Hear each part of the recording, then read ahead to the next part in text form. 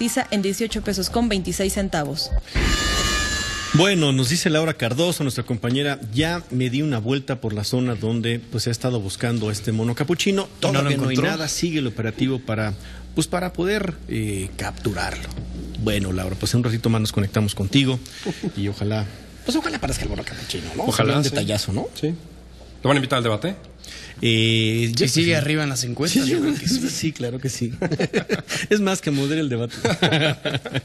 Oye, Luis, bueno, a ver, los 4 grupos. Fíjate. Regresemos a los 4 grupos. Estamos hablando de encuestas, estamos hablando de promedio de encuestas, ¿no? Sí, y te decía estos 4 grupos porque son 4 diferentes resultados que generan diferentes decisiones y, por supuesto, tienen efectos, repito, entre las élites y entre el electorado. Esta situación del efecto de las encuestas no es algo que yo haya descubierto o que algo de repente se haya mostrado espontáneamente. Esto viene publicado desde los 50, 60, Maurice Duverger. O sea, está estudiado, pues, claro, está estudiado, ¿no? Y está explicado. De Está hecho, medido. las pocas leyes, o si no es que la única ley que hay en ciencia política es la ley Duverger, que explica estos efectos, justo. Y entonces importa, yo entiendo, como decía José Antonio Meade, que él va por la medalla de oro, pero primero hay que ponerse en segundo lugar claro para apuntar al primero. Si no pasas al segundo lugar claro, entonces estás todavía teniendo que pasar el obstáculo del segundo lugar para poder alcanzar el primer lugar. Tiene que lograrlo, porque evidentemente Sí, es que eso es la intención, me parece que como todo candidato que viniera atrás, era empezar en segundo, tratar de empezar en este momento en segundo, cosa que no ha logrado. Y que tampoco Ricardo Anaya, con este asunto de las encuestas, tampoco lo tiene claro. Tampoco lo retuvo, ¿no? Porque él sí lo llegó a tener. Pues se mostraba como que parecía que sí estaba en segundo lugar, pero otras encuestas han mostrado que están empatados e incluso abajo. Mira, los 4 grupos que, de acuerdo con los resultados, te diría son el primero, y lo podemos ver también en pantalla, es primero, segundo y tercero claros, es decir, una diferencia prácticamente por encima del margen de error, en el cual está López Obrador en primer lugar, Anaya en segundo lugar, Meade en tercer lugar. Estos resultados, de acuerdo con la última encuesta publicada, los muestra Reforma, los muestra Buendía de Laredo, lo muestra Ipsos, lo muestra Consulta Mitofsky, aunque Consulta los tiene dentro del margen de error. ¿Cuál es el rojo? Delfos, perdón. Una de las últimas publicadas. Delfos. ¿Ok? Entonces, esto es una historia y esto es una campaña diferente. Si ves, por ejemplo, las del segundo grupo, que tienen a López Obrador. Ese es el grupo 1. Grupo 1. Sale. Si ves las encuestas de grupo 2, que tienen a López Obrador claramente en primer lugar y Anaya y Meade empatados, pero con Anaya con cierta ventaja hacia arriba, está la nuestra de diciembre, de Foespin, Botia, y la última de parametría también. ¿Sí? Anaya y Meade empatados, con Anaya con cierto nivel arriba de José Antonio Meade. Entonces, aquí es otra historia. Aquí, si el debate fuera hoy, ¿a qué grupo le vas a hacer caso? ¿Estás en primer lugar? ¿Estás en segundo lugar? Claramente, o estás en tercer lugar. ¿Qué haces? Porque eso también define tu estrategia, ¿no? Por supuesto. Claro. Ahí se va a ver realmente cuál es el estado de las encuestas. El tercer grupo, tenemos a López Obrador en primer lugar, empatado o en un margen de error cercano a Anaya.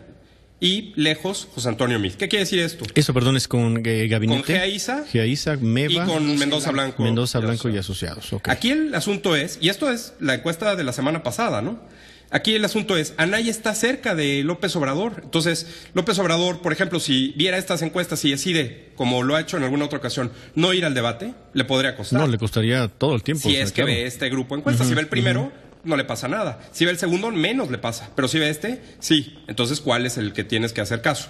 Y por último, López Obrador, el cuarto grupo, López Obrador tiene una clara ventaja sobre Meade y Anaya, que están empatados, pero Meade ya está en segundo. Pero con ligera ventaja Meade, claro, sí. ¿no? Y en esto está Parámetro, Suazor, Conteo, una que salió hace unos días, y también el financiero, que se une a este esquema de distribución de datos. Entonces, las decisiones, repito, de los encuestadores, de los equipos de campaña y del electorado de saber cuál es el segundo lugar y cuál es el tercer lugar, es una situación incluso peor, lo podemos ver en la siguiente lámina, que lo que veíamos en 2006. En 2006 las encuestas previas a la elección, las últimas previas, dividía en dos grupos a los encuestadores. Unos ponían a López Obrador claramente por encima de Felipe Calderón, otros a Felipe Calderón por encima de López Obrador, y parte del conflicto postelectoral que se vivió en 2006 fue porque no llegamos con un ganador claro. Obviamente, y se entiende, si la elección terminó con una diferencia de medio punto porcentual, bueno, pues podrías irte para un lado o para otro, pero la lo que diferenciaba más a estos dos grupos era qué hacían con el PRI y qué tanto lo sobreestimaban. Porque, por ejemplo, uno decía que Roberto Madrazo en ese momento estaba prácticamente empatado con López Obrador, casi en el primer lugar, y otros lo hundían en el tercer lugar. Entonces, cuando tienes, otra vez, ¿dónde pones el tercer lugar? Eso es lo que hace que estos cuatro grupos, el doble del problema de 2006, tenga resultados diferentes. Y tú preguntabas, Manuel, bueno, no sabemos, no, sí sabemos, pero no quieren mostrar. Y es lo que hemos platicado sobre la transparencia y los resultados. ¿No quieren mostrar la mafia del poder? No, los encuestadores que publican encuestas públicas, pero que no están las encuestas. Yo te diría varias cosas respecto a eso. El primer punto es, no existen los cuestionarios completos, no existen las bases de datos. ¿Por qué se necesitan saber? Porque una encuesta no es un examen en el cual sacas 8 o 9 o 10, no, es un test, casi como un test psicológico, en el cual pues no hay una respuesta correcta y la forma en la que están ordenadas las preguntas pueden inducir una respuesta. Y si esa pregunta, si tú trabajas con uno de los candidatos, como supimos uno de los encuestadores que publicaba en un medio de comunicación, trabaja con un candidato, pues no sabemos qué tipo de preguntas tiene el cuestionario que induce para que tenga una respuesta favorable o desfavorable a su candidato. No lo sabemos. Solo tenemos que especular y me parece que eso es un error.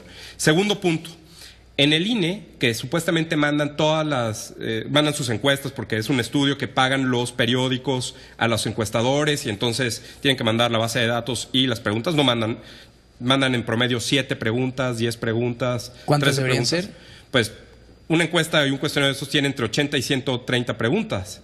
Entonces, cuestan pero no aplican todas, ¿no? ¿O sí? Claro, un cuestionario te lo leen todo lo que publican, son pues nada más lo que vemos en la portada, 5, 7, 10, y eso es lo que mandan al INE. El problema es que si hay otras preguntas, como decíamos, no podemos saber, y no podemos saber el efecto. Hay varios efectos. Primero, si lo haces con boleta al inicio de la encuesta, o si lo haces a la mitad de la encuesta. Si yo llego y te digo, buenas tardes, vengo a hacer una encuesta, ¿por quién va a votar? No, la respuesta va a ser diferente de si le vas preguntando poco a poco sobre diversos temas, vas contextualizando a la persona que quizá nunca haya respondido una pregunta sobre política y entonces el resultado es diferente. Nosotros hicimos ese experimento en la segunda encuesta de Fospin, partimos la mitad de la muestra. ¿De golpe? Partimos la mitad de la muestra y a algunos les preguntamos al inicio directamente y otros a la mitad del cuestionario. ¿Y siendo cambia? Todo igual, los encuestadores, las fechas, la misma encuestadora, todo igual, y hay una diferencia de 10 puntos. ¿En serio?